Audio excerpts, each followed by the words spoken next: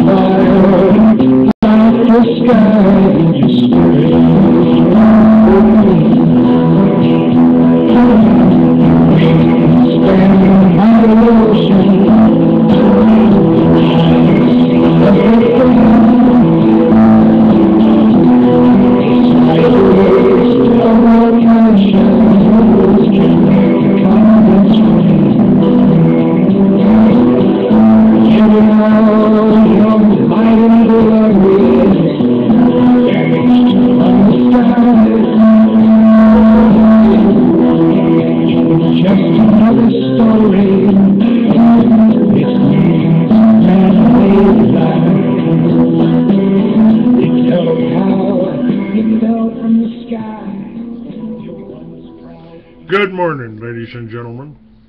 My guest, my co-host today is Russell Pappalardo, the mighty Phoenix, and he actually has no idea what I planned on talking about, so this may be a little bit of a surprise for him, but be willing to bet he lands on his feet. I want to talk about Vladimir Putin there, Russell. You know, he played he's a wild card in Syria. When Putin boldly decimated ISIS in Syria, he also checkmated the Rothschild Khazarian mafia in its blood feud of revenge that has been directed against the non-Khazarian Russian people for over 1,300 years. There appears to be much more to this story behind Putin's bold confidence and assertive defense of his long-term ally, Syria, who requested help from the Russian Federation.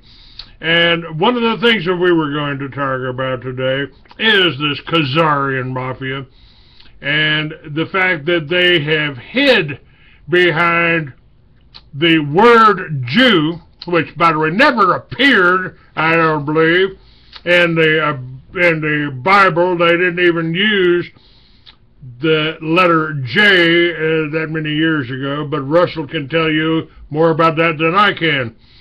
This, what's happening in Syria and what's happening in the old country of Khazaria, which you now know as the Georgia, the country of Georgia there in Russia, and what else, Russell? Well, first of all, folks, let me introduce myself, and to those of you who don't know me, and I don't think there are many, my name is Russell Pappalardo, and as Clay said, the mighty Phoenix, known for that because of my resiliency, my persistence, and my relentlessness. I am more relentless than the most relentless of hounds, and more persistent than the tortoise who beat the hare in the proverbial race. Let me begin by saying I never lived. I was born on 7/2/47, the day of Roswell, and I was born, and I know it now, to bring back balance back to planet Earth, the balance between good and evil. Where there is good, there will always be evil. Where there is evil, there will always be good. But it's out of whack, and that's why I'm here, and that's why I'm on this show today and every day. Because, friends, as I've said many times, you've been had, taken, hoodwinked, bamboozled, led astray, run amok, mesmerized, and mind-fucked. Now, before I begin and augment and enhance on what I said, that I have never lived in a free country, let me just augment on what Clay said when he used the word Jew. The word Jew was never used in the Old Testament or the New Testament. Never, ever, ever. It's been doctored in by the Ashkenazi so-called Jews, the synagogue of Satan, a Turco-Mongoloid, non-Semitic race from the steppes of Eastern Europe, originally from the Isles, known as the peoples of the sea. The word Jew actually comes from the word Judenstrasse, or Judenstrasse Street in Germany. It was the main street in a ghetto, a Jewish ghetto. By the way, the word ghetto does not come from blacks or Italians. It comes from Jews. It is a Yiddish word, and Yiddish is nothing more than bad Hebrew, which in truth is Canaanite, mixed in with bad German. They lived in this area, so they call themselves Jews. They lived on Judenstrasse Street. The Schiffs lived there. The Bowers, who changed their name to the Rothschilds, lived there. That's where you get the word Jew. And it wasn't doctored in until about the 17th century, after the Rothschilds started the Bavarian Illuminati, using Adam Weishaupt, a Canaanite a priest of canon law, whose father was a Catholic, but whose mother was a Jew, which in truth makes him a Jew. Rothschild got Rabbi Moses Mendelssohn to tutor him, so they hid the Jewishness from the Illuminati, as they always do, because they're a cowardly race of people who will stab you in the back, cut you apart, and you'll think it's someone else. But as I said, I've never lived in a free country, and that's what we're going to talk about today. I mean, I lived in a country that was much more free. It was nice. It started getting bad in the 90s when they started, after the first anti-terrorist laws caused by Slick Willie Rockefeller Clinton, who was the bastard son of Winthrop Rockefeller. And if you doubt me, folks, get the big book on the Rockefellers and look at his picture and look at Clinton's picture, and you'll see they're identical. And then do your homework. Do your research. Don't believe what you hear on the media. Don't believe all the lies you've been told by the church state and the mongrel dogs who brainwash and jail your children and indoctrinate them 8 hours a day, 4 to 8 hours a day in the pubic indoctrination system that Clay likes to call the public fool system, which it is. See, when I say I never lived in a free country, I haven't, and I'll tell you why. I'm talking about a capitalist country. I never lived in a capitalist country. America hasn't been a capitalist country since the days of Franklin D., the decrepit, derelict, disinforming Roosevelt. Because prior to that, America was a capitalist country. And what I mean by that, people practice what you call laissez-faire or free enterprise. In other words, you could develop a product, I don't care if you invented it or whether you grew it, whether you manufactured it, and you could sell it without a license. You didn't need to go to a consumer affairs or to even a driver's license. You didn't have to go to a motor vehicle bureau to get a license. You didn't have to get a license to sell a particular product or represent yourself. You were free. But he came up with this licensing idea to identify you, to start what is known as monopolistic capitalism, which could also be called a form of communism. And America is, in truth, not a capitalist country. It is, of course, a monopolistic capitalist country, because the big monopolies have squeezed out the small guy. That's why you have the war on small business. But it's a communist country, because every platform, and Clay's going to read them, every platform, because I don't have it in front of me, every platform, I believe there are 10 platforms to the Communist Manifesto, are actually laws in the United States of America. Yeah, they're laws. Your politicians, those ticks and parasites, those wolves in fine haberdashery from Washington, D.C., the den of chicanery, conspiracy, deceit, passed those laws. Granted, they aren't being enforced yet, but soon they will be. And you know why they're going to be enforced, folks? They're going to be enforced because you people, in the main, you masses are asses. You wouldn't stand up and disobey their bogus laws. You wouldn't tell them enough is enough. We're the people. We have the power. We trusted you. You deceived us. All for power. All because you sold out to the Zionist Anglo-American Empire, to the House of Rothschild that now owns this country. Because this country is not free. It's a totalitarian dictatorship, an Orwellian police state, a collective oligarchy. It's not a utopia. It's a dystopia. The people in the main are illiterate. They rob from Peter to pay Paul.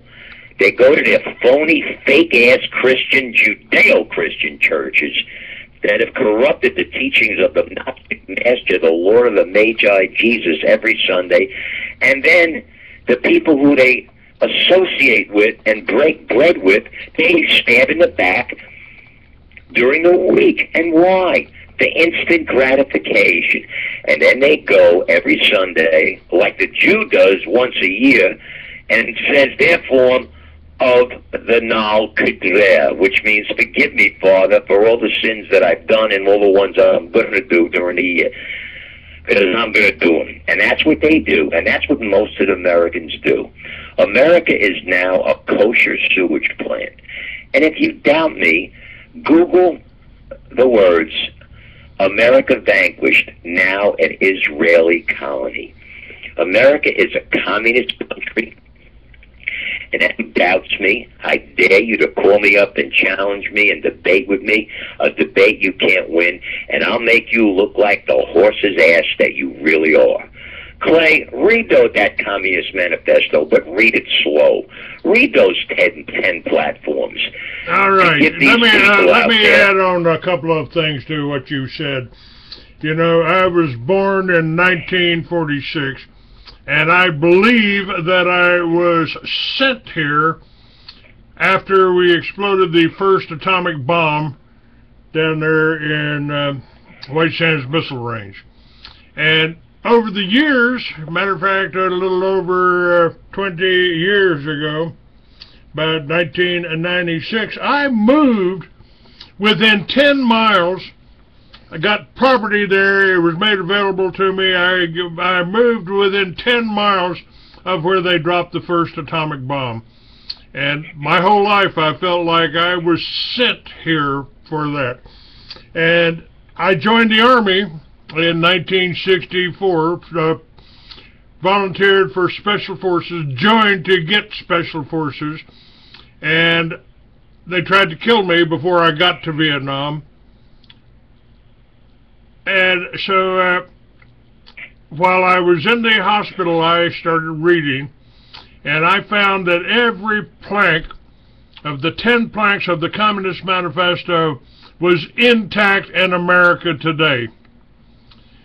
I pulled that up, and I pulled a link up entitled Criminal Government. Said, could this be happening in America today? If so, how? Now, before I launch into this, I want you to understand, we spent most of my life, most of yours, in a Cold War against supposedly communism, which was started by the Jews. Jacob Schiff financed it. An American banker, Jewish banker, financed it. Rabbi Weiss said, some people refer to it as communism. I call it Judaism for the masses.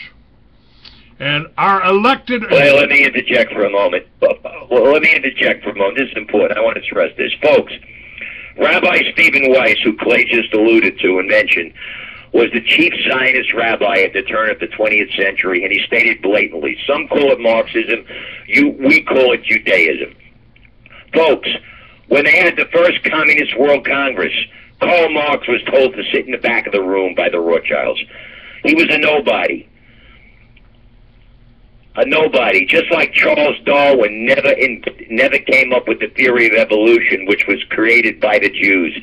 It was created, actually, and put forth in writing by Erasmus Darwin, Charles Darwin's grandfather. You folks don't know that because it's been hidden from you. The Jews, yes, the Jews started communism. It's their way of life.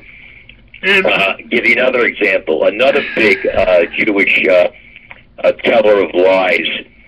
He may not have been Jewish on the surface, but he certainly worked for them. Was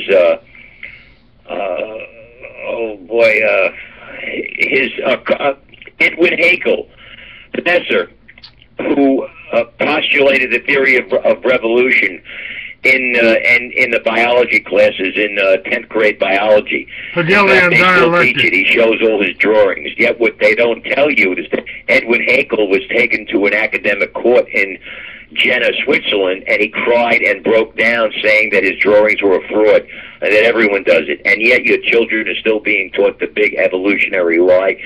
It's part of the Protocols of Zion, which all tie in with the Communist Manifesto. Now, in 1948, this is go ahead, Clay. I have to make that point. This is after the communism, after the German government found the Protocols of the Elders of Zion. This was a plan for world domination under Satan, under totally evil, and influenced by that, in 1948, 2 years after I was sent to this planet, Karl Marx and Friedrich Engels wrote a book entitled outlining a political ideology titled The Communist Manifesto. Marxism's basic theme is that the proletariat, the exploited working class of a capitalistic society, will suffer from alienation and will rise up against the bourgeois, the middle class, and overthrow the system of capitalism. After a brief period of rule by the dictatorship of the proletariat, a classless society of communism would emerge. In his manifesto, Marx described the following 10 steps as necessary steps to be taken to destroy a free enterprise society. Now, take a notice of how many of these conditions, foreign to the principle that America was founded upon, have now, and this was written in 1997, been realized by the concerted efforts of socialist activists. Remember, government interference in your daily life and business is intrusion and deprivation of our liberties. The first plank: abolition of property in land and all applications of rents of land to public purposes. That's zoning. Modern ordinances proposed by the Secretary of Commerce Herbert Hoover, widely adopted. Supreme Court ruling to be constitutional in 1921. Private owners of property required to get permission from government relative to the use of their property. Federal-owned lands are leased for grazing, mining, timber usage, the fees being paid to the U.S. Treasury. The second plank: a heavy, progressive, or graduated income tax. Corporate Tax Act of 1909, the 16th Amendment, allegedly ratified in 1913, the same time that the Rothschild banking conglomerate took over and created the Federal Reserve. The Revenue Act of 1913, Section 2, income tax. These laws have been purposely misapplied against the American citizens to this day. Third plank: abolition of all rights of inheritance, partially accomplished by the enactment of various state and federal estate tax laws, taxing the privilege of transferring property after death and gift before death. The fourth plank: confiscation of the property of all immigrants and rebels. The confiscation of property and persecution of these critical rebels or government policies and actions, frequently accomplished by prosecuting them in a courtroom drama on charges of violations of non-existent administrative or regulatory laws. Fifth plank, centralization of credit in the hands of the state by means of a national bank with state capital and an exclusive monopoly. The Federal Reserve Bank, 1913, the system of privately owned Federal Reserve banks which maintain a monopoly on the valueless debt money in circulation. And remember, when President Kennedy tried to change that by issuing a United States notes, which I carry in my wallet, they killed him. Sixth plank, centralization. Clay, well, Clay, before you continue, let me just go on to make two items very, very clear and concise, laconic, terse, whatever you want to call them. Clay keeps talking about 1913. As many of you know, and some of you don't, that was the year that Woodrow Wilson accepted the Aldrich Bill, which was changed to the Federal Reserve. How he got away with that and what did it is for one reason and one reason only. He was blackmailed because he was having an affair with one of his secretaries. And what happens is they thought that they would hide the information and wouldn't go public with it if he appointed Louis Brandeis as the first Jewish Supreme Court judge, which he did. He was also told to carry Mandel House, to have Mandel House, who was a known communist, to be with him and be his chief advisor.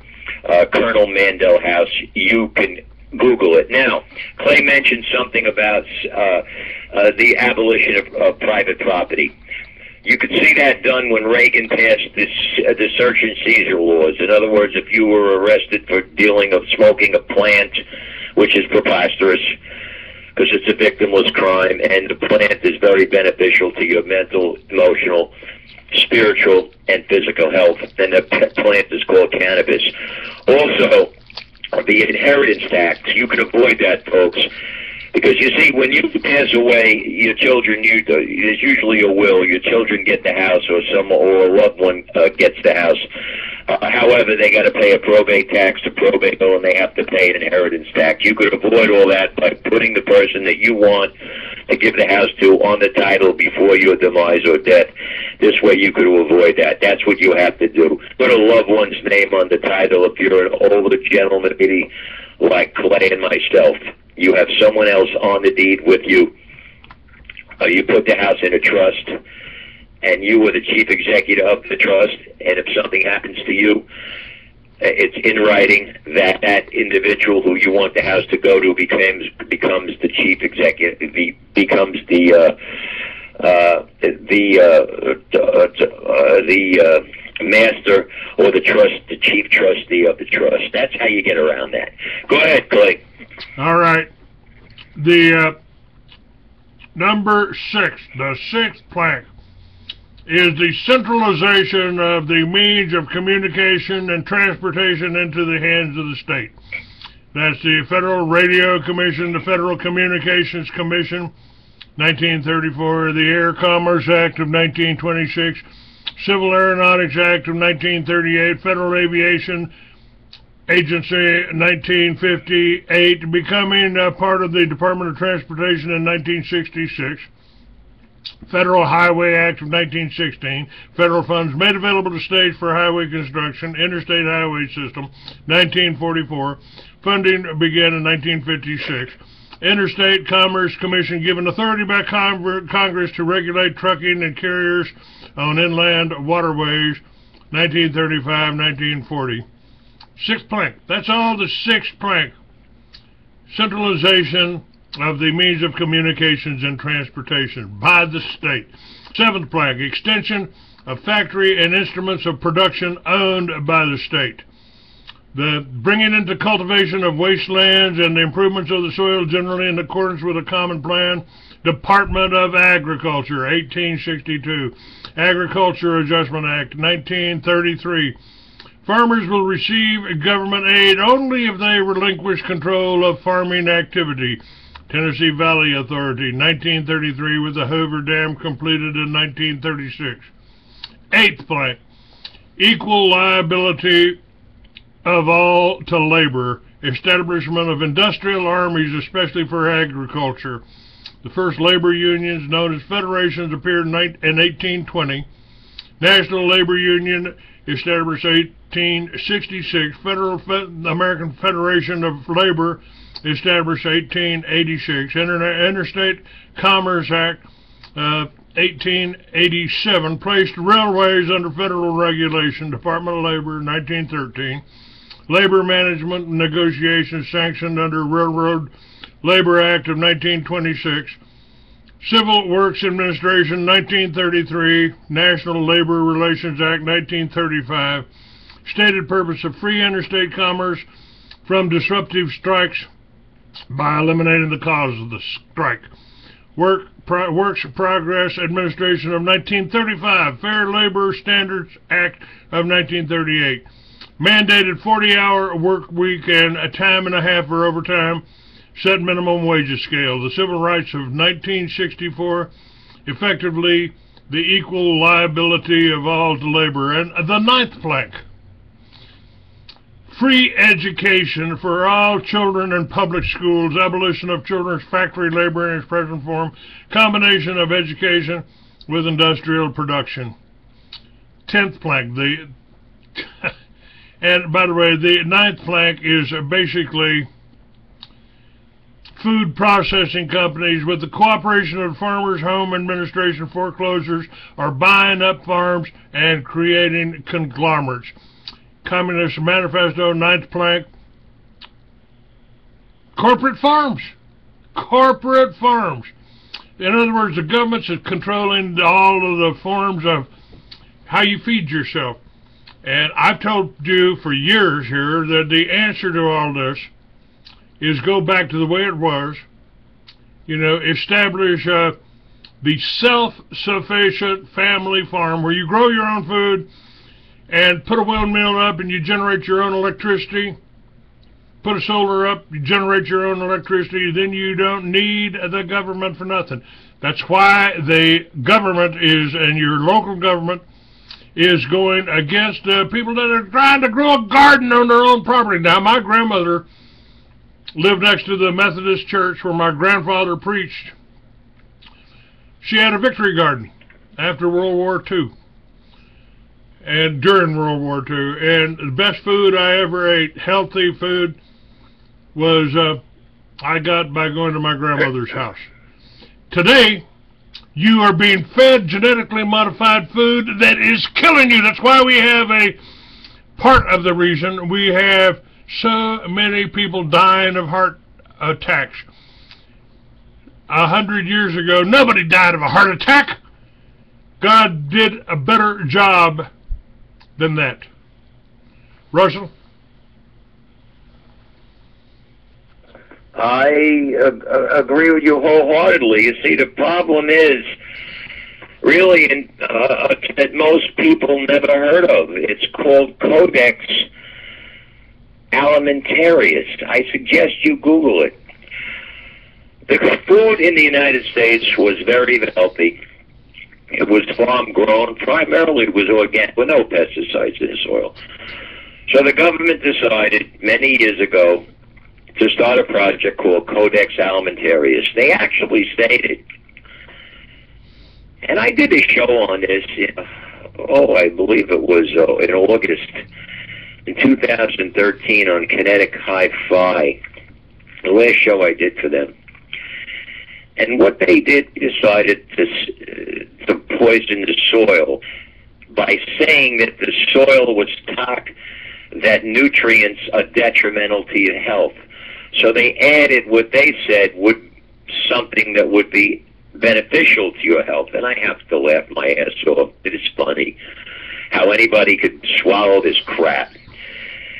They added aldrin, dieldrin, heptachlor, lindane, chlordane, aldrin to the soil to poison it. And they stated in this Codex Alimentarius, so like I said, you could Google it, you'll have doctors. There's a woman who's very learned, very erudite, very articulate, who'll explain. They added these compounds and then said that any product coming into the United States from a foreign country be tested for these chemicals. So they poisoned the soil by saying that the nutrients weren't good for you and the pesticides were. I know this sounds so outlandish. It sounds so crazy. If someone would have told me this 30 years ago, I would have said, you're out of your fracking mind. Nobody does stuff like that. Well, they do. This is what the Jews do, and they did it with Monsanto foods. Do you know the GMO foods? Hold on. Let me interrupt you. Well, let me just add this: they're outlawed in 50 countries, and we outlawed in Russia, and yet they allow them in the United States. Why? And you think the United States are the good guys? Well, you belong in a fucking mental institute. That's what you think. The United States are the bad guys. The United States, Israel, and Great Britain is the real axis of evil. We grew up on propaganda, dogma, and horseshit. Go ahead, Clay. This is not something new, ladies and gentlemen. Read the book of Esther in the Bible. For thousands of years, the Jews have poisoned their benefactors, their neighbors, their cattle. They view us as cattle, and the Rothschilds adopted that whole thing, and they are poisoning you, and have been doing it for most of your life here. When I was a kid, they started putting fluoride in the water, and today the fluoride is intensified. Its effects on you are intensified because they are spraying aluminum dust, aluminum particles in these chemtrails. That gets in your water and intensifies the effect. And it ain't for tooth decay. It is killing you. It is shortening your lifespan. We should be living. My uncles, I've got uncles from Germany that were 100 years old when I met them. We can live a hell of a lot longer than we're living. If it wasn't for the... Well, what it really does, you know what the worst thing it does, Clay? You know what the fluoride and the aluminum does? As we know, it causes Alzheimer's and makes one forgetful. Dementia. And the main thing it makes you forget the lessons you learned. And by forgetting the lessons you learned from the mistakes that you've made, you're going to make them again, and you're going to be bound to an endless wheel of reincarnation, and you'll always be a slave, a mentally controlled slave of the collective hive. You'll always be a worker bee in the clandestine, covert Jew world order, which will soon be an overt and very easy to see open new world or Jew world order. Because the new world order is a Jewish thing in this day and age. Oh yeah, maybe in its originality, 40,000 years ago when they came up with the idea, when they came up with the Redeemer religions, it wasn't Jewish, but it is now, ever since the days of Abraham, who was nothing more than Abram or Abram. Do your research, folks. Learn your word roots. Learn your etymology. Study the root meanings of words.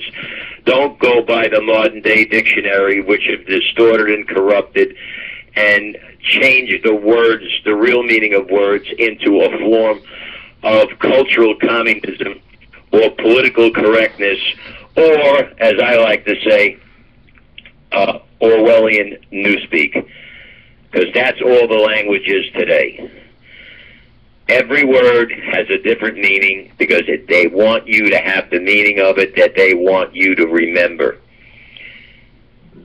if you have the ability to remember. Otherwise, it doesn't matter. That's why they got the fluoride and the aluminum in the water.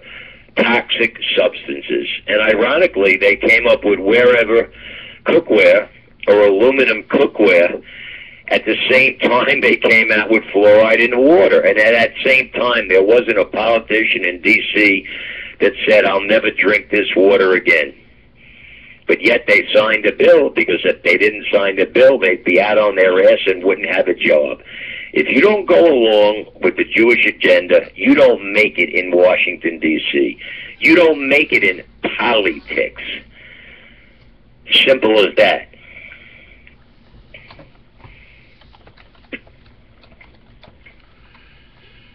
Yeah, I'm looking at the chat room here, and I've just said I'm tempted to close the chat room. And, oh, why do that, Clayton? Somebody asked. And right after that, they say, have you heard about Planet X approaching now? Am I talking about Planet X? Have I said anything about Planet X on this show? That means you're not fucking listening. So, I'll close the goddamn chat room, and you guys can go listen to another goddamn radio show. Sorry there, Russell. I'm just sick of people that we're working here, we're trying to do something. And I don't want to really talk about Planet X. No, I don't want to talk about Planet X either. I don't even believe it's a planet. I believe it's a very large spaceship, like a Battlestar Galactica. However, it is really shaped like a planet, and it's really the Death Star that's alluded to in the movie Star Wars. It houses reptilians. We live in a binary solar system. There are two suns. They don't tell you about that, but Lee Hazelwood's son, came out with a great book on Planet X. So I would suggest that listener who went to the chat room to get the book, Planet X, by Mark Hazelwood. Lee Hazelwood, his father used to sing with Nancy Sinatra.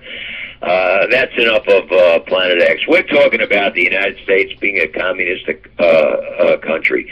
As far as the aliens coming, or the interdimensionals or extraterrestrials, as they should be correctly called, they've been here for thousands of years, hundreds of thousands of years.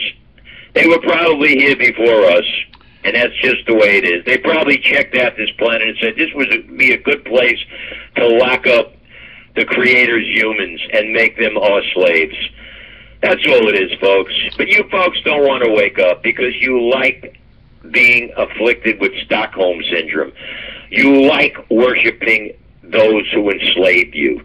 You have a diseased mind, and you also have cognitive dissonance because you do not have the ability to accept a concept that is new and true. You want to keep those old, nonsensical, ludicrous, preposterous, inane, absurd belief systems that you have been inculcated or impregnated with over the years, from your parents who were also inculcated and your grandparents who were also brainwashed. And I could identify with that because I was too. You know, you go to church every Sunday, you go to a confession if you're Catholic. What bullshit. What unadulterated horse manure. It's a form of control. Keep you guilty, fearful, and keep you fearing the Lord. You know, trust and fear of the Lord, and fear and trust in the Lord is the beginning of wisdom. Bullshit! It's the beginning of slavery. The real Creator doesn't want you to be fearful. He doesn't want you to feel guilty. He wants you to just follow the spiritual and cosmic laws the cosmic and spiritual laws of the universe, which you could get from YouTube, which can all be summed up in the golden rule of Jesus, who stated, do unto others the way you want them to do unto you. But I also believe he stated, stop anyone from infringing upon you what you don't want them to do unto you. In other words, don't accept what's unacceptable. But they took that out, because the Jews are in control of the book companies, including your Bible. Yeah, your Bible is not the Word of God. It's the word of an archon. Google the word archon. Read the Dead Sea Scrolls, the Nag Hammadi Scrolls, and wake the fuck up. Stop being a slave because you're causing the world slavery. Evil triumphs when good men and women say or do nothing. I have no problem in believing that there are extraterrestrials. I don't even have a problem believing in David Icke's reptilians, because how long have the reptiles, how long have the dinosaurs? The dinosaurs didn't die out millions of years ago. they have found bones from the dinosaurs with the DNA still intact.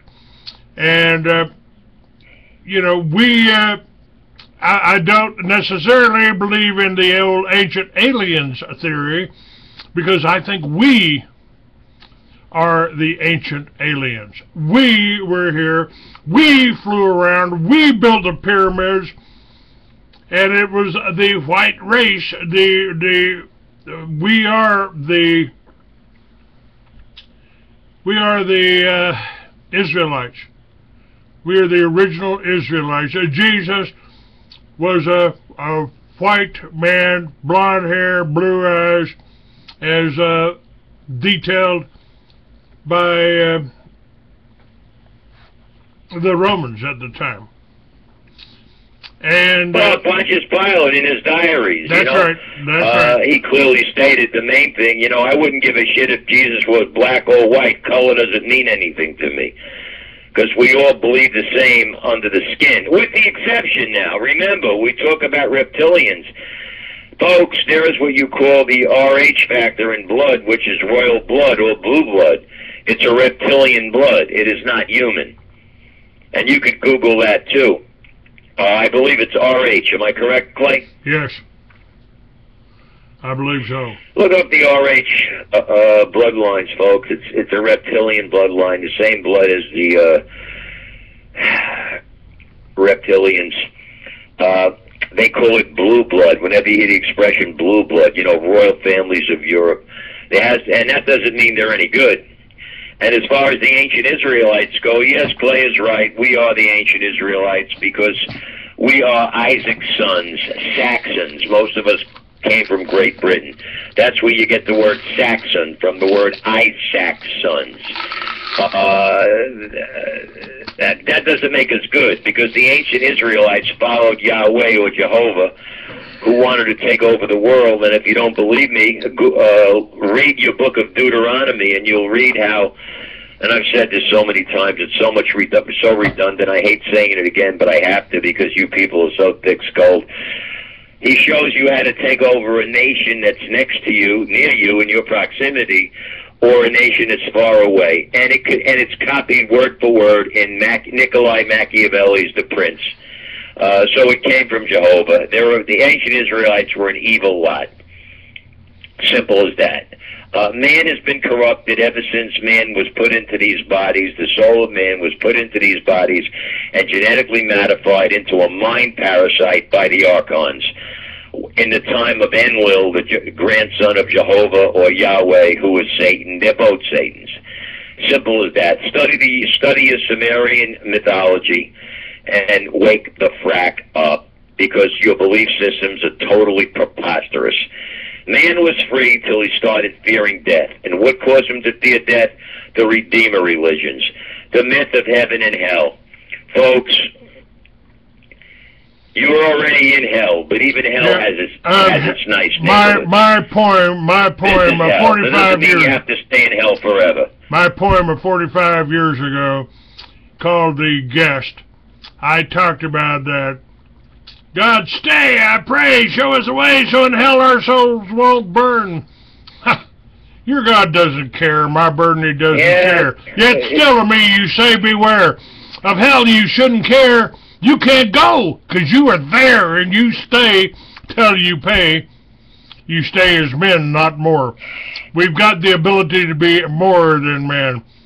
In the past, the heroes, the gods, the myths, they were real. They were real. That was before our DNA got altered. They didn't want us living to be 800 years old and gathering that wisdom.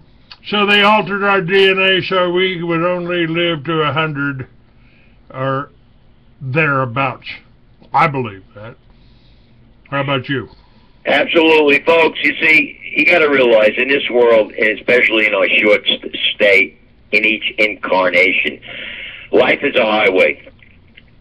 You're driving a car. The car is your body.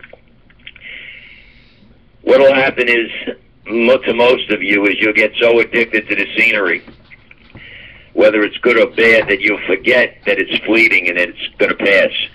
Because like Marcus Aurelius, the great Roman senator, said, all things are ephemeral or quick changing. Everything passes away. Nothing lasts forever, not even cold November rain. It will pass. And eventually, when your car breaks down, you will get another body. But you got to learn lessons. You got to learn lessons. So how do you learn lessons in a short brief of 80 years when all you are is addicted to instant gratification? You want, you accrue more and more and more, and you're still not satisfied. Because that's the way of material possessions. And I ask you this, what does it profit a man to gain the world and loses his soul? All he does is come back, and he never really enjoys his existence, because the more he has, the more he wants. You got to learn, folks, the difference between what you want and what you need, because what you want is often detrimental and not in your best interest to your very essence, your soul or your spirit. You got to learn to know the difference between what is good for you and what is not good for you. That doesn't mean you have to be a prude. That doesn't mean you can't enjoy the moment. You're supposed to enjoy the moment, because that moment is all you have. Everything passes away.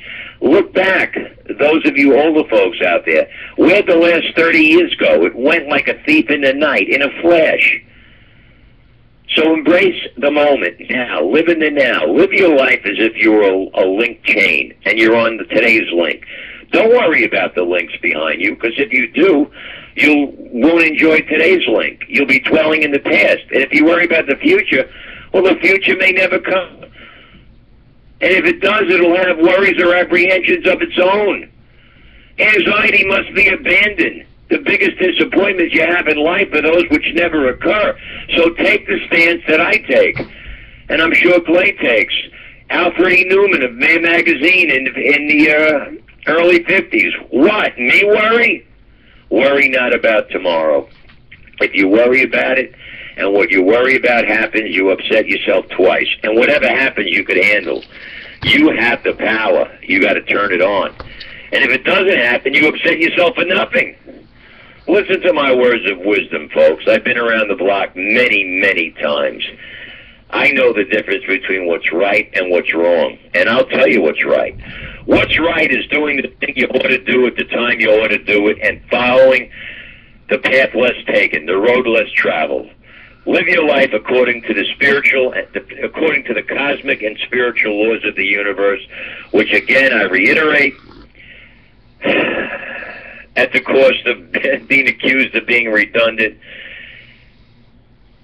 can be summed up in the golden rule of Jesus: do unto others in the way you want them to do unto you, and don't let them do unto you what you don't want them to. In other words, do not accept what's unacceptable. And the government is unacceptable. The Redeemer religions are unacceptable. The media is unacceptable. The pubic school system or public fool system is unacceptable. Henry David Thoreau said, disobedience to civil authority is the only path to freedom. The obedient must be slaves. You'll wind up in a situation where you'll be listening to what the government says when they say to you, go to school, obey your teachers, obey your parents, obey your government, get a job, get married, have kids, pay taxes, obey your government, and now repeat after me, I am free. Folks, there are none more hopelessly enslaved than those who falsely believe they are free. Because the best slave to own is the fool who carries a ball and chain and actually believes he is free. That's right. And by the way, somebody just sent me a case here. I'm looking it up, talking about the Jewish takeover of Canada, the case of Arthur Topham, T-O-P-H-A-M. Has Canada been taken over by Jews? It would whoever sent that in is correct, because the Jews have taken over Canada. It's illegal you can wind up in jail if you deny the Holocaust over there. If you say the Holocaust never occurred, or you question the 6 million bullshit figure, when there were only in truth 3.4 million Jews in all of Europe before the war, and you state something outwardly or write an article on it or post anything on an internet or anywhere, you'll go to jail in Canada. Canada is a Jewish-controlled country. Canadian patriot and freedom. Canadian patriot and freedom fighter Arthur Topham is to be hauled before the Canadian courts next year on trumped-up charges. There is absolutely no doubt in my mind, the writer said, that Arthur is an innocent man. His trial date has now been set. He will appear in court on the 26th of October 2015, and his trial will last for 2 weeks until the 6th of November. If found guilty, this man who has said and done nothing that you and I have not said or done 1,000 times will be torn from the embrace of his wife, his family, and his friends, and be thrown into prison. It will be a major miscarriage of justice if this should occur. The forthcoming trial of Arthur Topham is therefore much more than the trial of one man. Canadian justice itself will be on trial. What is Arthur's alleged crime? Arthur's only crime is that he is a political dissident who has chosen to exercise his democratic right to free speech. He's spoken out eloquently about the war crimes of the State of Israel and published books on his website which are regarded as offensive to many Jews. To criticize this privileged ethnic group in Canada or to question its cherished assumptions is, it seems, strictly taboo. This is classified as hate speech. At no time has Arthur advocated breaking the law. He has never incited anyone to violence. He has merely utilized his pen to express his political views in a rational and civilized way as any political dissident anywhere in the world would. If Arthur had been an American or British citizen, he would not be facing a possible prison sentence right now, and this is because whatever Arthur has said or done is not regarded as a crime in the United States or Britain yet. If Arthur had been, if Arthur is to be condemned in the Canadian court for hate speech, and Ernst Zundel was, it will only be because Canada has now fallen under the dominant influence of a powerful ethnic group who has somehow managed to turn Canada into an Israeli-fied police state. Now, folks, this is why I do the show. This is why I have Russell on my show. This is why we talk to you about what's happened in the past, and we go back thousands of years. I even go back before the Bible, and I give you real history. I give you the truth. I tell you what's happening in Israel. I tell you it was stolen from the Palestinians by the British, by the Jews. And you know, this is true. And what's happening now, when I started the militia in this country, which is part of your Second Amendment, you have to excuse me. I got to run to the restroom. That's all right. The Jews came after me. The Anti-Defamation League and the Southern Poverty Law, which are groups that are funded by scaring you by, I'm sure they're supported by their own tribe, their own people, but they're scaring white Americans, making you afraid to speak out, making you afraid to be proud of your race, be proud of your heritage. We have, us white people, have formed every civilization. I said we actually followed the commandments of God. We went out and we populated the world, and we presented justice and freedom to the people. This is what America was about. Formed by a white man that wanted to, we didn't always do right. We killed the Indians. We massacred the Indians. Our leaders were responsible for that. Never should have happened. Never should have happened. And later on this week, I will have some tribal chiefs on from the indigent movement. They've taken it all the way to the UN. That'll be on my show. It's and on this second hour here, I'm going to bring you up to date with everything that's going on in Syria. Now remember, they've tried to, we had a Cold War. What was that about? Were the Russian people our enemy? No. The Russian government had been taken over by the Jews. They're the ones that murdered the Tsar and took over Russia and went on to kill 60 million or more white Christian Russians. All those bodies that you saw pictures of, those were Russians killed by the Jews who suddenly claimed all those dead bodies were Jews. It didn't happen. It just didn't happen. And Americans right now American leaders are furious at Russia's stunning successes in Syria. Paul Craig Roberts talked about a decisive shift in the power balance now. The world is beginning to realize that a sea change of world affairs occurred on September 28th when President Putin of Russia stated in his UN speech that Russia can no longer tolerate Washington's vicious, stupid, and failed policies have unleashed, and which is engulfing the Middle East and now Europe. 2 days later, Russia took over the military situation in Syria and began the destruction of the Islamic State forces. Perhaps among Obama's advisors, there are a few who are not drowning in the hubris and can understand this sea change. Sputnik news reports from some high-level security advisors to Obama have advised him to withdraw U.S. military forces from Syria and give up his plan to overthrow Assad. And I don't know if he's done that. What the latest information I've got is he wants to move 3,000 United States soldiers to assist the rebels in Syria, and his own advisor have advised Obama to cooperate with Russia in order to stop the refugee flow that is now overwhelming Washington's vassals in Europe. The influx of unwanted people is making Europeans aware of the high cost of enabling U.S. foreign policy.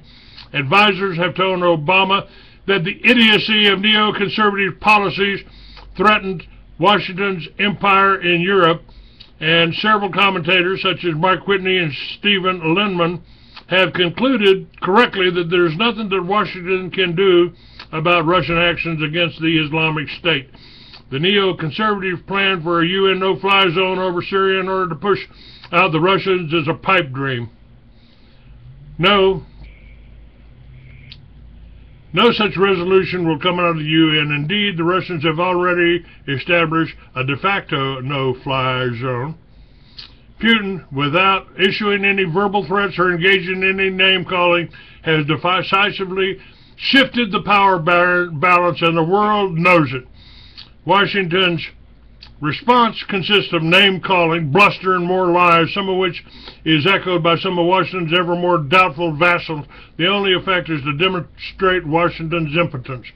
If Obama had any sense, he will dismiss from his government the neoconservative morons who have squandered Washington's power, and he will focus instead on holding on to Europe by working with Russia to destroy rather than to sponsor the terrorism in the Middle East that is overwhelming Europe with refugees.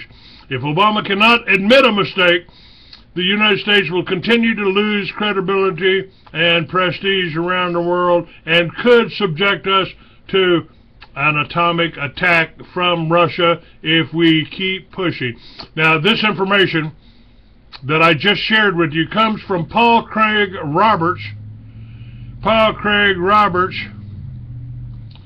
was a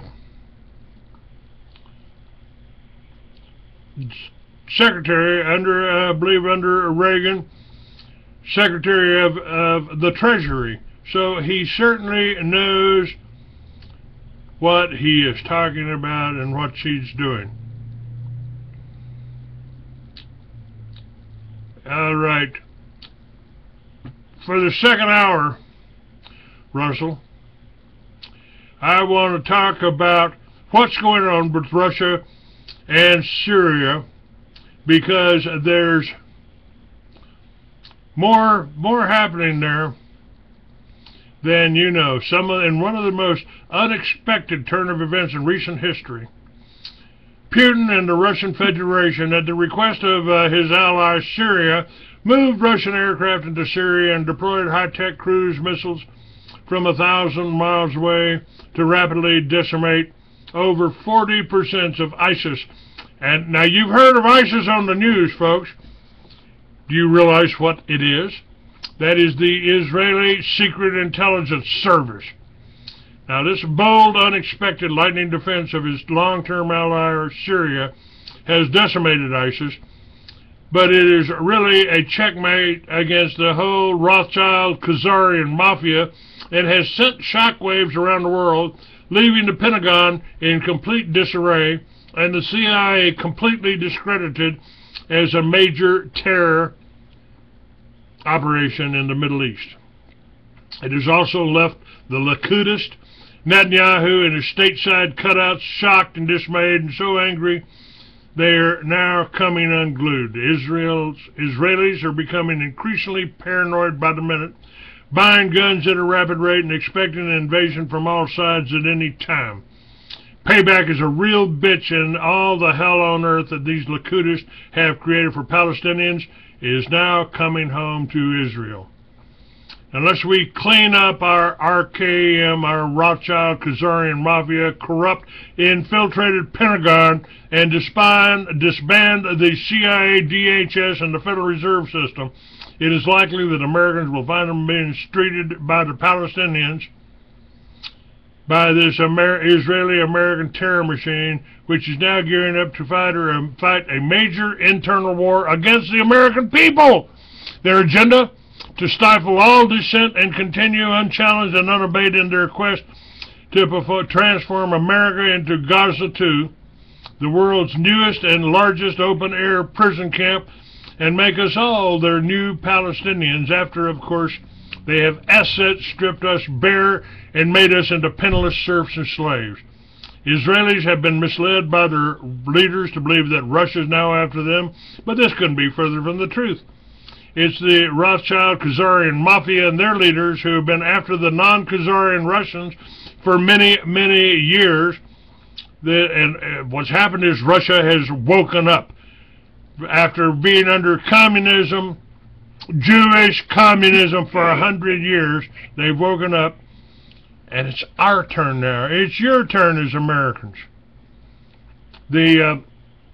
These paranoid beliefs in this case are psychological projections by a byproduct of the process of accusing others of what you've been secretly doing but refuse to admit to yourself or others, a psychological mechanism the Rothschild-Khazarian mafia and many Israeli leaders have become known for, and one that protects them from the truth at all costs, even their own future payback. It is unnecessary because all they had to do is boot out Netanyahu and the Likudist terrorists and get on with a peace process that should have been concluded many years ago with the return of the settlements to the Palestinians back to the 1947 borders. Sadly, the peacemakers in Israel have ignored for years and marginalized by the Rothschild-Khazarian mafia-owned war hawks who are incredibly paranoid and always favor for early first strike strategy. This time they never even saw Putin's defense of Syria materializing and were caught completely off guard. They thought their puppet, the Pentagon, would never allow such a move as what Putin did. They couldn't have been more mistaken, because the Pentagon has been surpassed by the latest super high-tech Russian weapon system that really work as claimed, and this has now defanged the Pentagon. Right now, the Pentagon is pointing fingers at the CIA, accusing them of being bumblers, and the CIA is blaming the Pentagon. Both have been functioning under the spell and control of the Rothschild-Khazarian mafia in Israel, aided and abetted by the Israeli-American Israel-first dual-citizen traitors. And for the first time, thanks to the recognition of who did the 9/11/01 attack on America, most are getting to know these folks are by name the Project for the New American Century, PNACers, and the top neocons and their cutouts who have been bought and sold by the Rothschild and its espionage fronts in America, like AIPAC. It's likely that this unexpected checkmate of the RKM in Syria is going to lead to the RKM's complete disempowerment, failure of its greater Israel plan to occupy the whole Mideast and then the whole world, including the failure in using NATO and its cutouts, the Pentagon, CIA, mercenary armies, to surround Russia and balkanize it. The final result of the checkmate in Syria is a cascade of exposure and failure for the RKM, which has been brought on by the Russian Federation's unexpected decimation of the Rothschild-Khazarian Mafia, ISIS, Israeli Secret Intelligence Service, in Syria, and will likely end up being the complete collapse of RKM's evil empire all over the world and its ugly parasitical hold on American key institutions and private fake central banking, the biggest financial fraud in history. This checkmate and exposure of the Rothschild-Khazarian Mafia is likely to eventually result in complete boycotting, sanctioning, and divestiture of Israel by the world and its balkanization. Every day, more and more folks all over the world come to understand that Israel now considered the main operative source of RKM's false flag terror in the Middle East and all over the world, including the attack on America in 9/11/01 and the bombing of the Murrah building, as well as the bombing of the Khobar towers. The last U.S. carrier group in the Mideast was called home, and this alone has confused many who thought America's nuclear carriers and their state-of-the-art Aegis missile defense shield were invincible and should stay put in order to stop ISIS. But we now know that ISIS is an Israeli-American terror machine created for the RKM, and it is senseless for the Pentagon to continue aiding and abetting the Rothschild-Khazarian Mafia's terror and mercenary proxy wars in the Mideast, or serving as the defender of the RKM in Israel by deploying Navy carriers. The U.S. administration now clearly understands that America's carriers are highly vulnerable to these new super advanced Russian Federation anti-ship missiles and its protective dome of complete electronic blocking of anyone else's radar, satellite observation, electronics, and much more. Some insiders claim this is the same system Dr. Kish of Iran invented for Iran, and they are showing a diagram of the Russian Federation's electronic warfare dome protection. Some top weapons experts believe this new Russian ultra-high-tech weaponry can temporarily deactivate the electric supply systems and electronics of U.S. ships, including their radar and sonar system, as well as their Aegis missile system. There are even reports that the new Russian Federation anti-ship missiles can be put on most carriers and ships to the bottom within 4 to 5 minutes after impact. So far, it appears that the U.S. ships are completely defenseless against these new Russian Federation advanced weapon systems. The aggressive Russian Federation defense of Syria from ISIS actually immediately placed the Israeli-American terror machine in checkmate for the first time in history.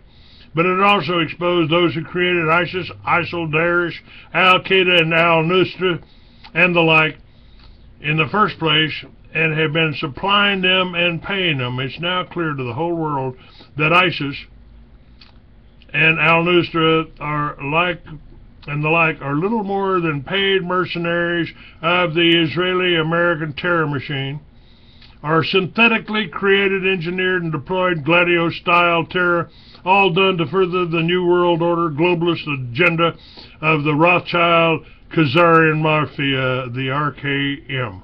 In fact, we know for sure that this Israeli-American terror machine is deeply involved with NATO and is an extension of the old Gladio left-behind Nazi army, set up as a bulwark against spreading communism, which was morphed into an agent of international terror deployed to further the City of London's RKM NWO globalist agenda.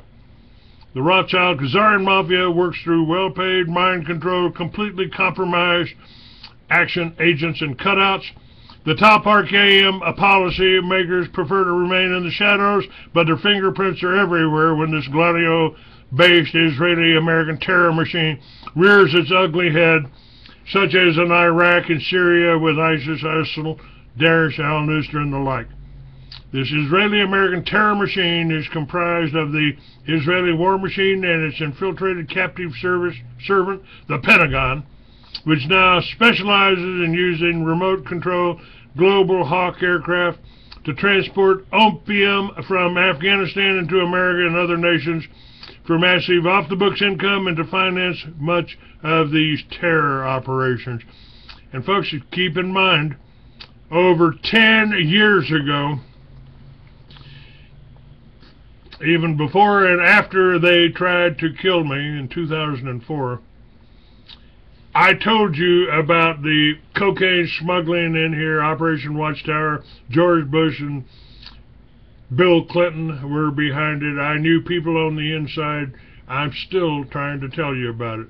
That's why they don't want you to support me. That's why they don't want you to listen to shows like this.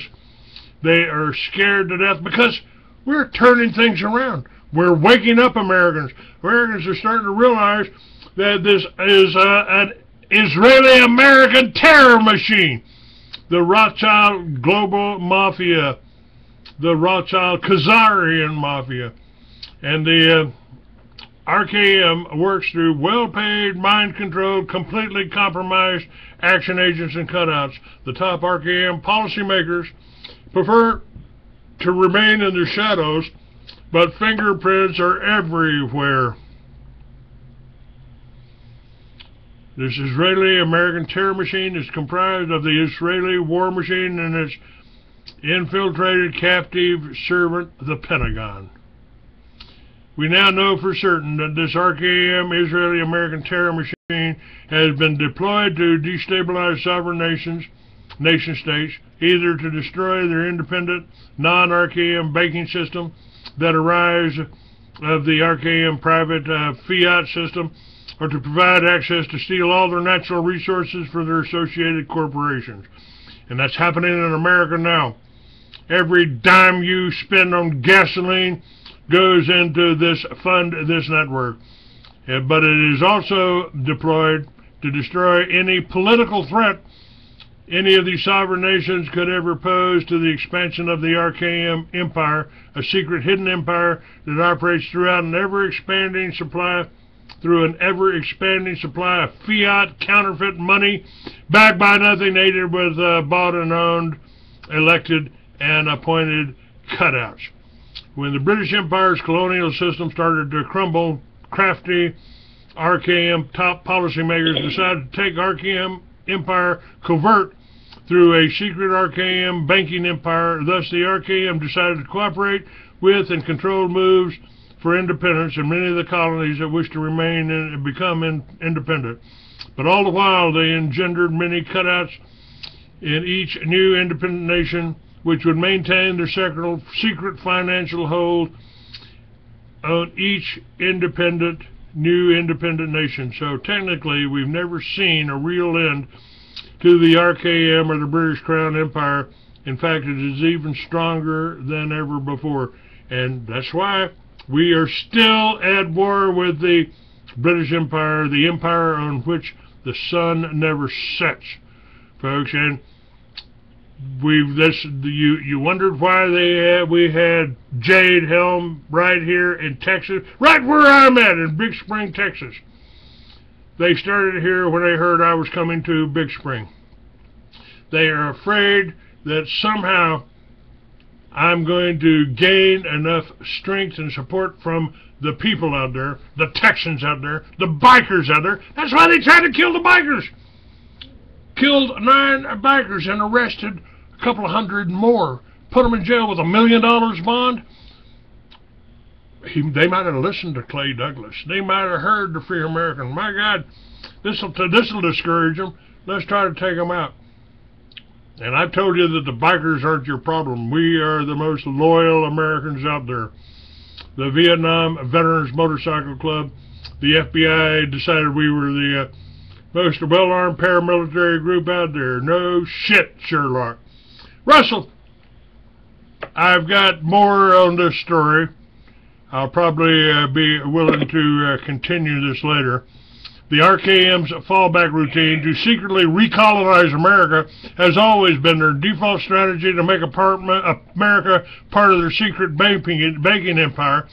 But this, too, failed miserably when President Andrew Jackson fully exposed this and completely routed out the RKM banksters who were trying to hijack the American monetary production and distribution system.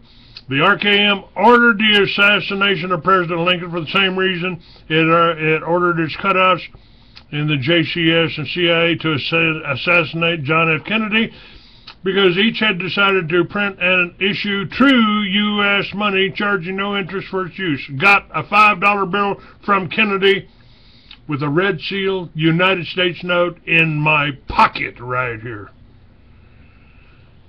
I know, I can hear your teeth chattering, Russell. I know you got something to say to this. No. I agree with all of it. I mean, there's no question about it. It's the way it is. And once you become aware of this, the way it is, the country is in a bad state. We've been taken over. The barbarians, as Colonel Robbie Grand Degree wrote in his great works, are inside the gates. I suggest you read that, folks. The barbarians are inside the gates. He was and the barbarians are none other than those Huns from Eastern Europe who J.R.R. Tolkien referred to in his great allegorical tale, The Lord of the Rings, and the Silmarillion. I suggest you read that, because The Lord of the Rings, all three books are only a part of this, just a part of the entire story, which is in the Silmarillion, which Tolkien didn't even finish. He referred to them as the shadow from the east. Those are the barbarians, the Turco-Finnish Mongoloid race of Ashkenazi subhumanoids who call themselves Jews. But in truth, they are the sons and daughters of Japheth. The daughter of Japheth was Gomer, and her son was Ashkenaz. And you could read all that in the genealogy of Japheth in your Bible. If you have any Bible except for the Torah, the Jewish version, and the Freemasonic Bible, you'll find out who Ashkenaz is. Ashkenaz is the son of Gomer, the daughter of Japheth, and this is why they used the name Ashkenazi, because they are the peoples from the sea from ancient times that were defeated at the battle. And I've said this so many times. Megiddo in approximately 14th to 16th century BC, give or take a few years. I don't have to be specific. I think if you have any brains left, they haven't been damaged by the fluoride in the water and the aluminum and the chemtrails and the comtrails and the GMO foods and Codex Alimentarius and the pesticides and the television set that you think is entertaining you, which it is while it's brainwashing you. You should shut off the TV and look in the screens. When the screen turns black, the screens will reflect the clowns. Yeah, folks, you're the clown. You've been programmed. That's why I don't watch TV, only certain shows. And certainly not someone that's supposed to educate me, which is really intended to brainwash me. I can't be brainwashed. Once a person becomes awake and aware, which is not a pleasant thing, all things are difficult before they're easy. You cannot go back. You cannot go back to being a slave. That's interesting, because freedom is the most important thing. Freedom and wisdom. Back in the early 60s, I was in Phoenix, Arizona, riding with another club out of Phoenix, and I went on stage with a hypnotist. He invited 6 people to come up on stage. I went up on stage, and he went through his little routine,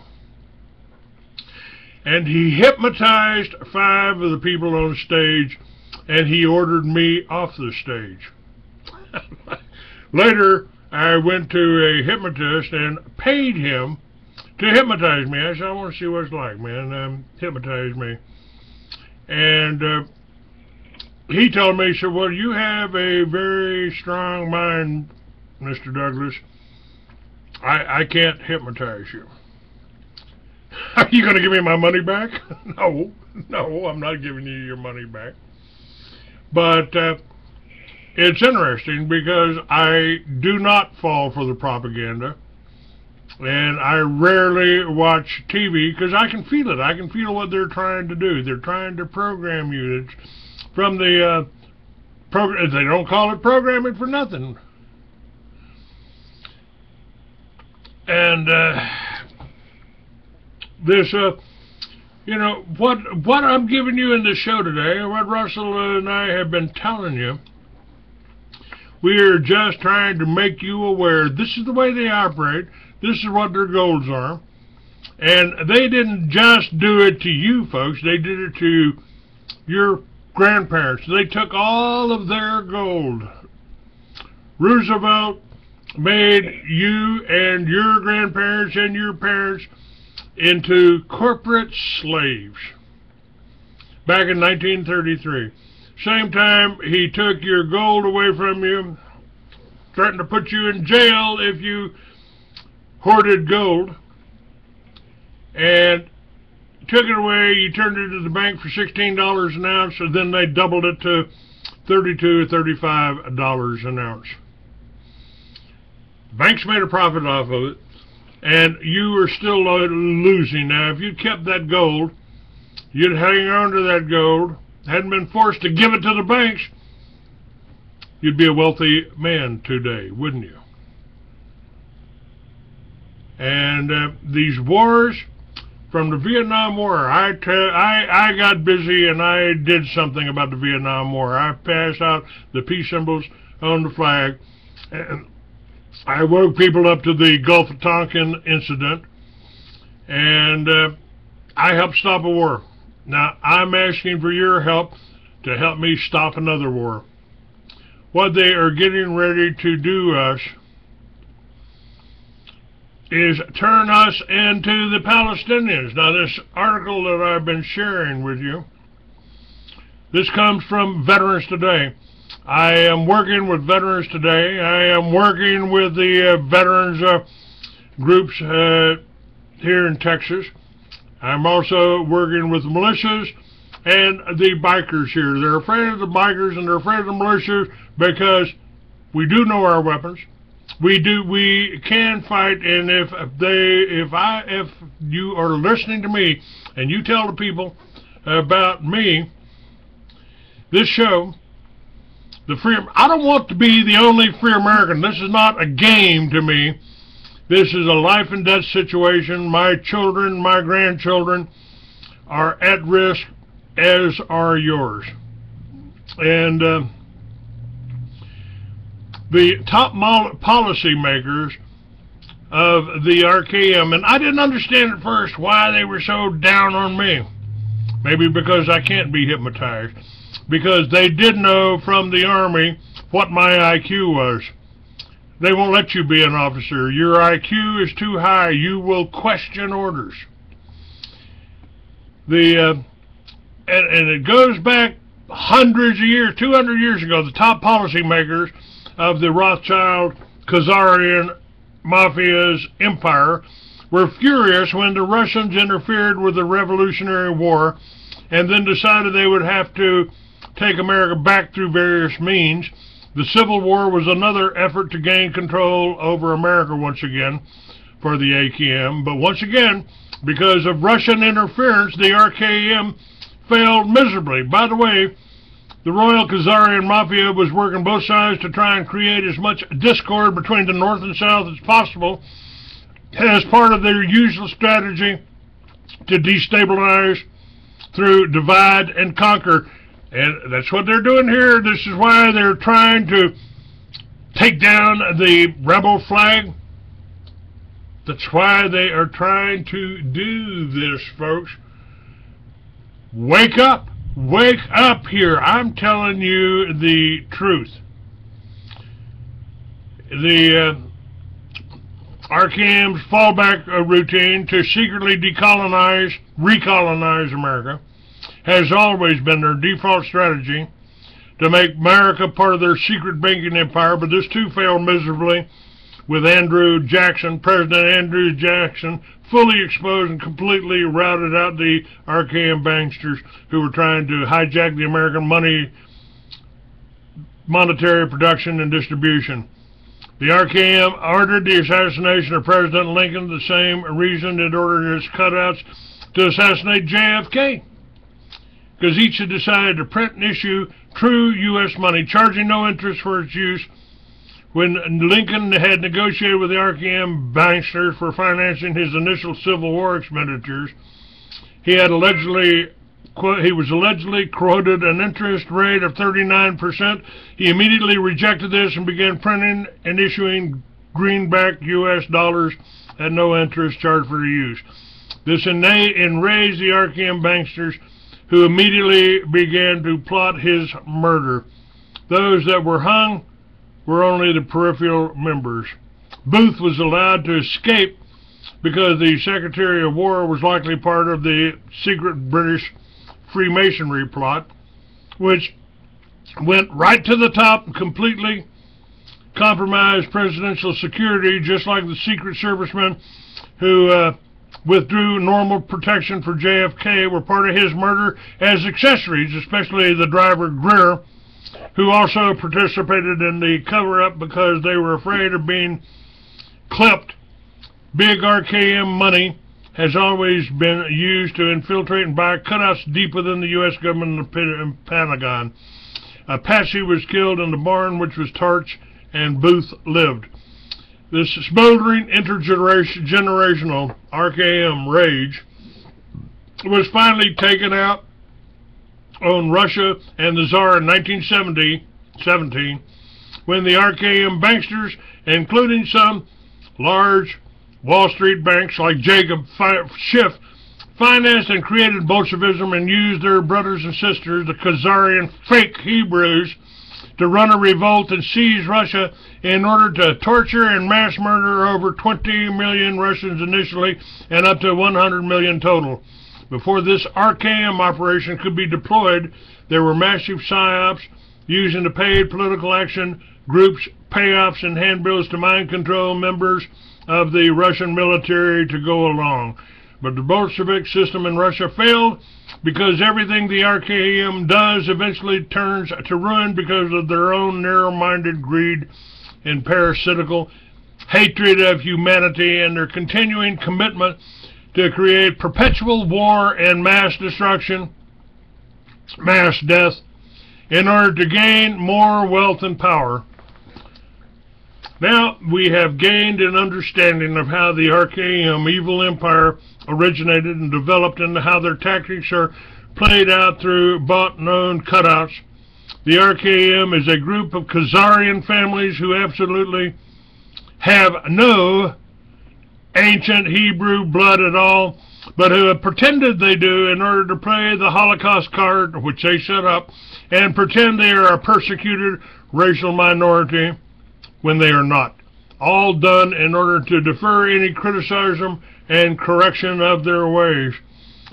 As Voltaire told you, and of course he'll be demonized too, you can tell who your masters are by who you are not allowed to criticize.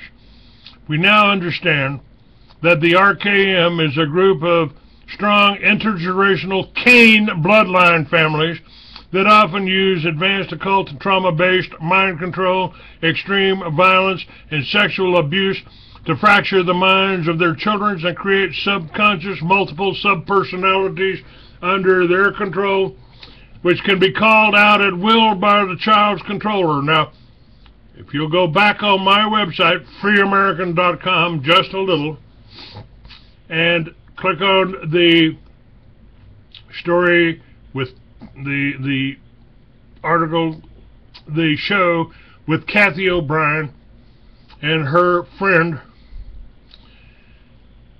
Mark Phillips. I met them personally. I know Kathy personally. I know Mark personally. I everything she told you in her book is true. This is, she did, I believe, Kathy O'Brien was with George Bush. Even saw him transform into one of these reptilians when the bloodline came out.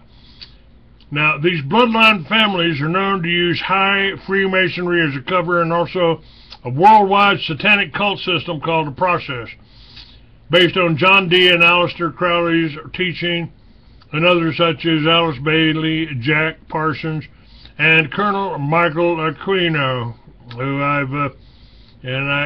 one of my friends there has been owned his case for some time. And I've read all of Aleister Crowley's, by the way. He visited Egypt, and when he was inside a pyramid, a large alien gray walked through the wall and appeared to him. The entity's name was Seth, and later the Temple of Set was created in association with these large gray alien ETs. It was Aleister Crowley with whom we can first document a clear association between the occult and large gray aliens ETs, which we are now working subservient, are working subservient to the Dracos, or the reptilians. Later it was rumored that the Nazi high command went kinky on occult Black Reich rituals at Hulenberg Castle, and later developed an association with alien ETs who shared technology with them. Because Hitler often overruled the recommendations of his military high command and released the British and French at Dunkirk to flee, his high command plotted to surrender all their alien ET secrets to the American Intel exchange, in exchange for complete immunity and consulting jobs, setting up American Intel to be used against Stalin's Bolsheviks. Thus, American Intel ended up with the Nazi Bell and other very advanced weapon system, including advanced aircraft designs and plans for ICBM, as well as a significant quantity of refined plutonium, which was used in the nuking of Japan, but also ended up with their advanced trauma-based mind control developed by Dr. Joseph Mengele and his team. And I have seen photographs of George Bush in the same room sitting next to Dr. Joseph Mengele. We also now understand that these RKM families carry strong revenge commitment against any group that has blocked their progress, and are completely committed to arranging for their complete destruction after stealing every bit of property and accrued wealth they have obtained, just like they did in Russia in 1917 with their Bolshevik Khazarian cutouts. The RKM, the Rothschild Khazarian Mafia, still blames Russia and Persia, now called Iran, for destroying the nation of Khazaria in about 1000 AD, for refusing to stop their lying, cheating, road warrior ways.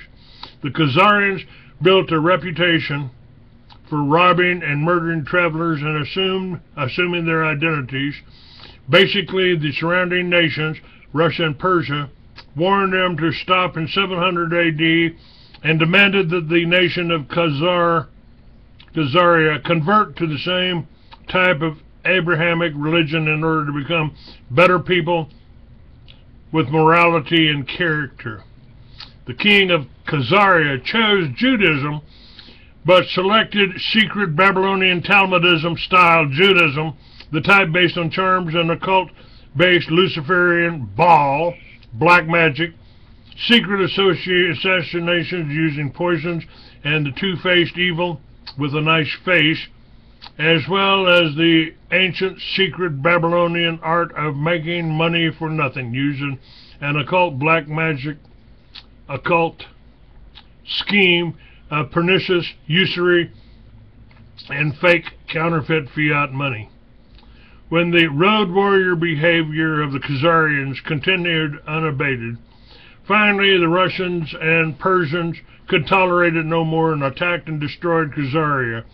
The top Khazarian leaders fled before they were caught and took vast fortunes with them to set up the RKM and become the European money changers, later becoming the RKM banksters centered in the City of London financial district. To this very day, the RKM continues its bloodlust to destroy the Russian people and the new Russian Federation, which is rapidly decoupling from the RKM private central banker system and taking much of the world with it. Putin is well aware of this and has actually been authorized to take a stand against the RKM expansionism that uses paid terror mercenaries hired by their cutout Israeli-American terror machine. President Putin is a Russian patriot, a populist and a nationalist, and a seasoned black belt in multiple martial arts, an experienced chess player who fully understands that the RKM is the eternal enemy of the Russian people and a free Russia. He also knows that the RKM is now gunning for Russia once again, since it has become an independent federation free of Bolshevism, which was 100% under RKM control. Russia is working hard to set up a real monetary production and distribution system where users are not charged interest to use their own money. Putin is also well aware that the RKM is using pernicious usury from lending their private unbacked money to users that they skim off about 38 to 40% of the retail prices where their money is rented. Here in America, these illegal, unconstitutional so-called free trade agreements that passed because of RKM bribery have resulted in 100 million able American workers unable to find work, have broken their hearts and broken their spirits. This is disgustingly evil and must be immediately remedied if the USA is to even survive as a nation. And again, folks, where are they giving you this on ABC, NBC, CNN? No. You're hearing it from Clay Douglas, from the Free American. I've been fighting this battle to get you the information out that you need to survive, that your children need to survive, that your grandchildren need to survive for 25, 30, 40, almost 40 years now. And the Rothschild Khazarian Mafia hijacking of the Pentagon, the CIA, and use of its main action agent, Israel, to form the Israeli-American terror machine has resulted in millions of unnecessary deaths through illegal, unconstitutional wars using the American military as its mad dog of aggressive wars. Thankfully, Putin and the Russian Federation have now checkmated the RKM in Syria, and we have a substantial number of American intel cowboy heroes who are taking the RKM and its stateside cutouts covertly apart piece by piece by exposing the hidden evil the RKM is doing and other non-violent covert operations, of which technically I am a part. Russell is a part of this. We are operating on our own, though. We don't have any backup. We don't have any investors. We don't have any controls either. So I'm able to give you this information by people that are also working with veterans today. This information is coming from veterans. It's coming from people that I've met and the people that I work with. And we're not the terrorists, folks. We are the good guys, and we're trying to help you. We can do that if you go to freeamerican.com, click on the donate button. It'll take you to CRD Publishing, secure website, not stealing nobody's credit card, You can donate any amount you want. And you can also go to shop.freeamerican.com, and you can get Mystery Babylon, New World Order Unveiled. You can get the novels that I've written. And they're fiction novels, but I had people in Miami say, "Oh, Clay, this character in your novel, this Trevor Cameron, that's you, isn't it? That's you." No, it's not me. My character's younger, stronger, faster, better looking, got more money, and killed more people than I have.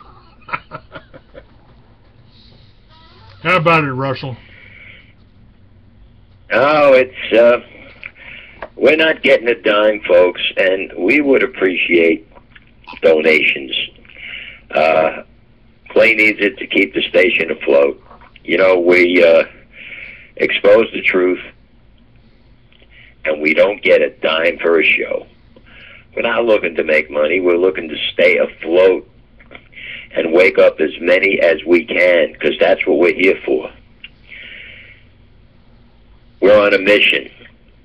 Like Jake and Elwood Blues, we're on a mission from the real God, not the fake, fraudulent ET or EI, extraterrestrial or interdimensional, that you read about in the Bible, who claims he is God. We tell you the truth. We tell you where it's at, that you are the Savior you've been looking for. As Jesus said, you are God's. But we need money to do it. Send in a donation, be it $50, $10, $100, $500, $1,000, whatever it may be. We will steer you in the right direction. We will help you to wake up and attain higher consciousness so that you are able to save yourself and fear nothing. Simple as that, folks. You know, Alex Jones tries to scare you. They want you being afraid. I don't want you to be afraid. I want you to listen to me and understand that you've got the power, that you've got, and Jesus told you, you can do what I do and more. It's an understanding. God is within you. You can talk to him anytime. You don't need a preacher or a priest or a rabbi to tell you what you're supposed to do. You know in your heart what is right and what is wrong. You don't have to, it's not a matter of guessing. I tell people, don't believe anything I tell you. Check it out for yourself. And when you find out that I'm right, then you've got a little bit of responsibility. What can you do to help? What do you know? Who do you know? Tell people about this show. You've got some of the best information on this show today about current situations that they're simply not going to tell you. You've heard from veterans. You've heard from the Secretary of the Treasury. This is not, this is not a fly-by-night game here. I started the militia in New Mexico. I did it in the governor's office. Wasn't a terrorist group that the ADL, send money now, send money. Clay Douglas, oh, Clay Douglas, he started a militia. Oh, send money, the ADL, I'll take care of him. To say the ADL, Southern Poverty Law, the FBI, we'll tell the FBI. I walked into the FBI office a year or so ago, right after they passed this homegrown terrorism act. I dropped a bundle of my magazines down on the agent's desk, and I said, I brought enough magazines here for every one of your agents in the building here in Albuquerque. I just wanted you to know who I am. And he laughed. He said, Clay, we know who you are.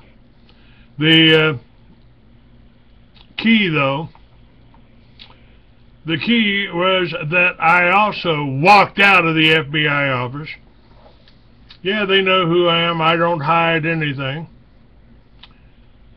I'll talk to them. I'll take their calls.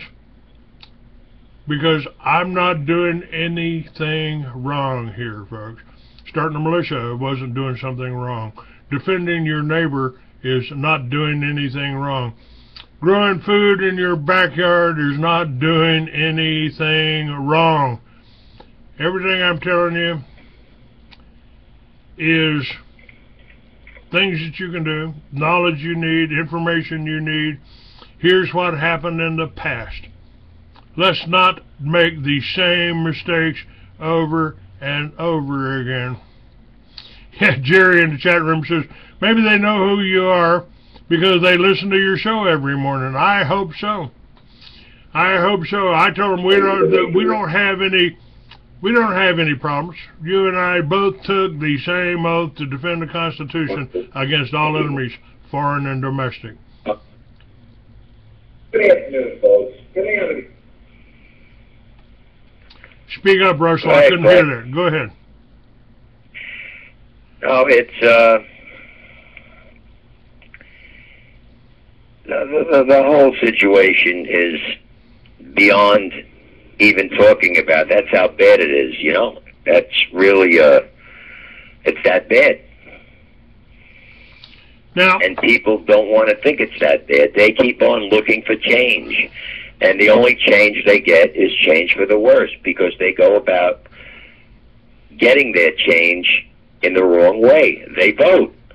Yeah. Voting don't work. You can Voting keep is an illusion of choice. You can keep your peaceful change. Protests don't work.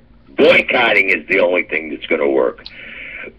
Now, folks, there's and things can change overnight. A very unexpected turn of events has placed Putin and Russia in the driver's seat in the Syria and the Mideast. Sources deep within Russia have reported that the Russian Federation has signed a treaty with a certain alien ET group.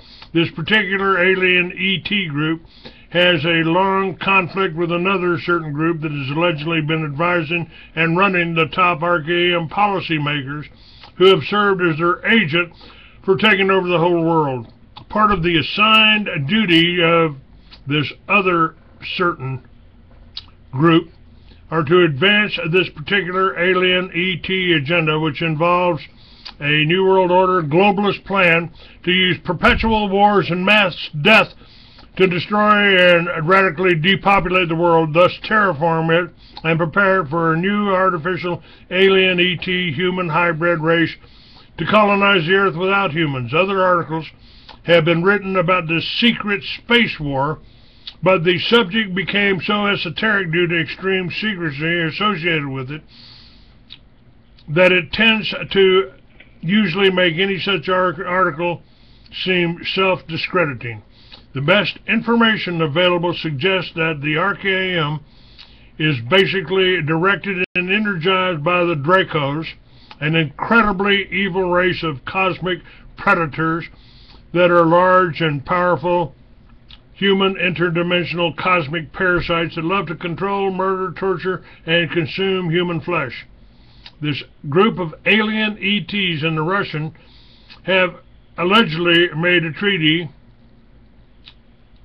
The group of alien ETs the Russians have allegedly made a treaty with are the tall whites, who are arch enemies of the Dracos and seem to have the inclination and ability. At this time, it is unknown what their long-term agenda is, but so far they've equipped the Russian Federation with some astoundingly powerful weapons, especially ultra-high-tech electronics, which can temporarily shut off the electrical systems of whole ships or carriers and even aircraft and all group air and satellite radar systems. Putin has allegedly been told that he should go ahead and checkmate the RKM and its terrorist cutouts in Syria and Iran and not worry, because this alien ET group now has his back. During Ronald Reagan's presidency, a secret treaty was made between the USA, Russia, and NATO members that any secret space war weapons developed would only be deployed to defend against alien ETs that were attacking and not be used as weapons of war, just as with the Nuclear Non-Proliferation Treaty and the RKM and Israel never signed this. We now know that the RKM has deployed some advanced Draco weapons in the first Gulf War in Iraq when they used the voice of God psychotronic weapons, which entrained a representative of Allah's voice in the brain of the Iraqi soldiers who thought they were doing what Allah asked them to when they surrendered, allowing themselves to be bulldozed into trenches and killed en masse. In the second Iraq war, the Israeli-American terror machine deployed some lesser psychotronics called poppers, circular globes on top of buildings. Those not only failed to pacify and mind control the population, but gave American soldiers headaches. Some insiders believe the American-Israeli terror machine has now deployed more subtle voice of God psychotronics to entrain thoughts in American masses with over 1 million specified targets, some because they are dissidents and others as controls who have done nothing. President Putin is well aware of all this because he has good intel and some top advisors who have every notable alternative and mainstream new document translated and read, and who delivered detailed summaries to him, usually on a daily basis. He knows that the RKM is using their Israeli-American terror machine through the NATO DVD cutouts to surround Russia in another attempt to destroy it. What few realize is that President Putin and the Russian Federation have now been authorized to checkmate the RKM in Syria and Iran and take it down if they don't start backing down. Putin is well aware that the RKM has infiltrated and hijacked much of the Pentagon and the U.S. administration, as well as NATO. Much of the Pentagon has been usually operating on the RKM's bitch by starting illegal, unconstitutional, unprovoked, undeclared, perpetual, unwinnable wars of aggression from the RKM for the RKM empire of evil.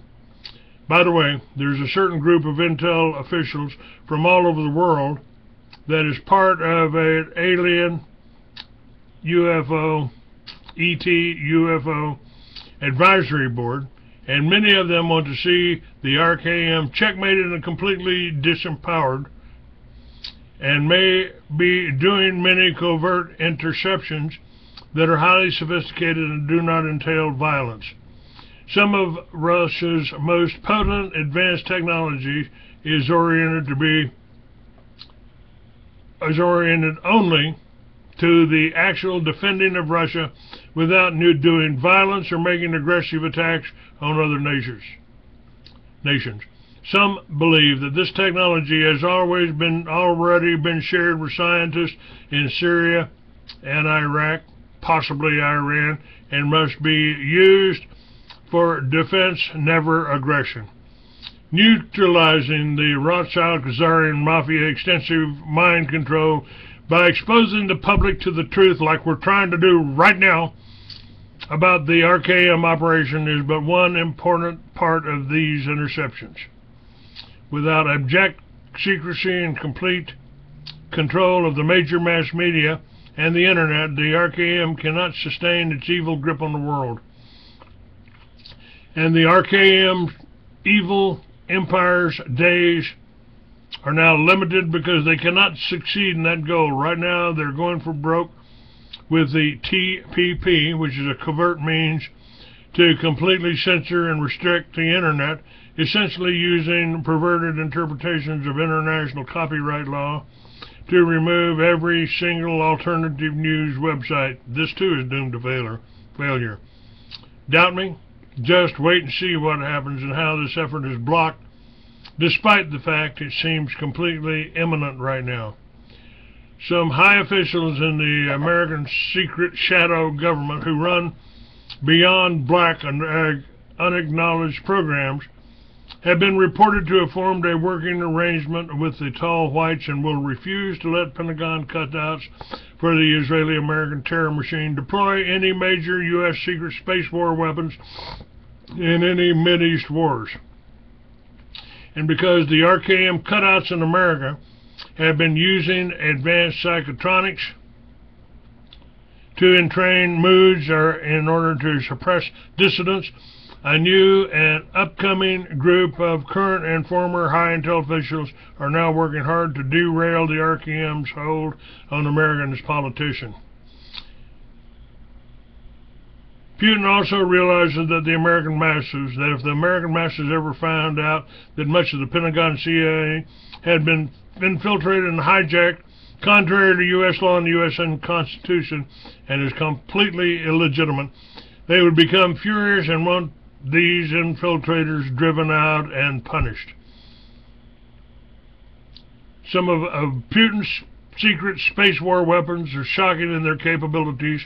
One was tested on an American ship, the SS Donald Cook, on last April 2014. As two Russian fighters flew over, the ship's electric supply was disrupted, shutting down all radar and Aegis defense system. It was reported the top officers were so upset that some of them resigned their commissions and left the Navy, feeling that they could not even defend their own ships and crews anymore against such ultra-high-tech weapons. What exactly do the Russians have now as far as ultra-high-tech weaponry? The list is long, but includes supersonic torpedoes, which create their own ability to travel through matter surrounding their path using interdimensional cloaking. Russia has missiles which, after launch, operate as if they are hived and use interdimensional entangled communication to evade inception, to regroup, and to retarget, taking strange flat patterns that can change from straight to spirals to semicircles and even more. Some insiders believe that the Russians now have the ability to generate interdimensional cloaking of some of their stealth aircraft and missiles, making them for the most part undetectable in flight and even shut off spy satellites. Anyone who wants to spend some time doing some deep internet research on the new Russian weapons can get a pretty good idea of just how advanced they have become. Because Russia has never signed an agreement with the RKM to use their secret space war weapons, Putin is free to use them if the RKM continues their war against Syria, which will mean they would be attacking Russian Federation aircraft, soldiers, and technicians, since they are now in Syria at Syria's official request, and insiders believe the RKM weapons are far short of anything Putin and the Russian Federation now have and can use, if necessary, to defeat the RKM if it persists in trying to surround Russia and take out its allies in the Middle East. It is legal under international law for any nation to invite one of their allies to assist in their own defense against an aggressor, which the RKM is through its Israeli-American terror machine. And we now know that the American weapon system have built-in problems and obsolescence designed to keep the U.S. government contracts going for perpetuity, to keep the profits going into the RKM associated defense investors. Take the F-22, the best platform we have.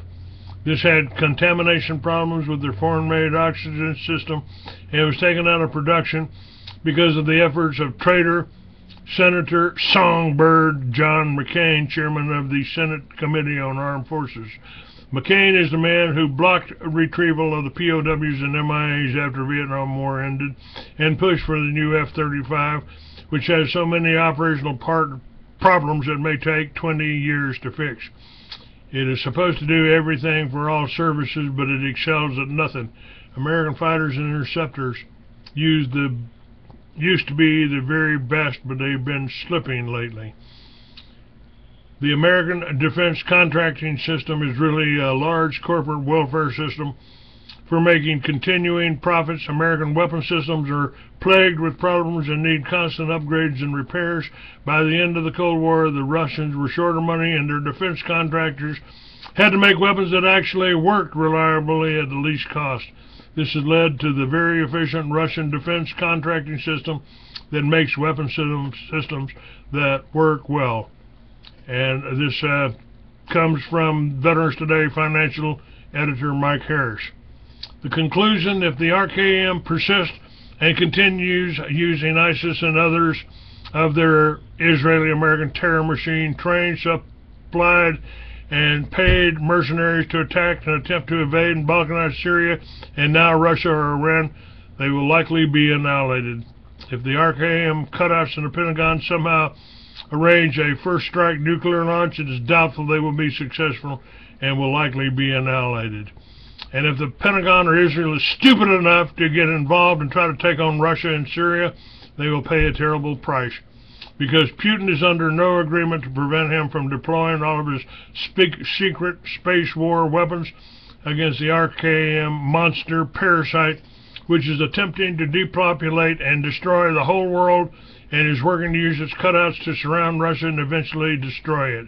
It is unlikely that the American secret space war system will be deployed to protect the RKM and its cutouts in the Pentagon, because they consider their treaty with the Russian Federation not to do so binding and valid. Why does this system seem certain?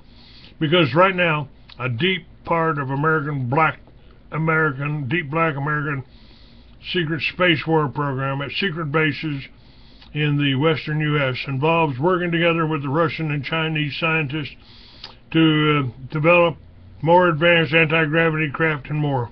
This is being done under the authority of an international group responsible for these matters. This group does not include folks who are linked to or operatives of the RKM or any dual citizens. All right, I'm out of time here.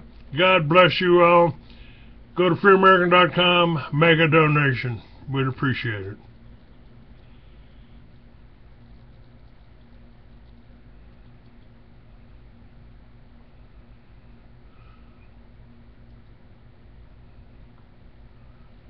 Thank you.